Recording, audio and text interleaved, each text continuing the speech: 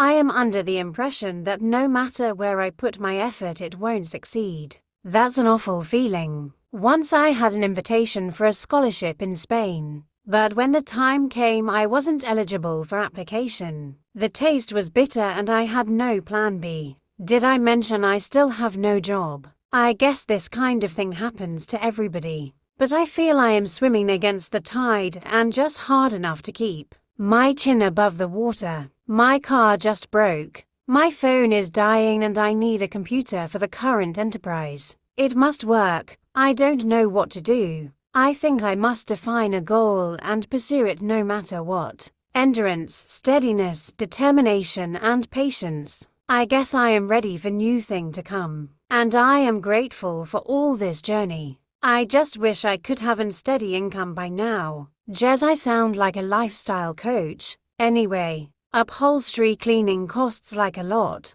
And being unemployed allowed me to spend a whole week cleaning my car. Man oh man, it was dirty. I scrubbed and vacuumed to different products. One specifically for upholstery and kitchen soap. I heard the kitchen soap is bad for the fabric. I dunno.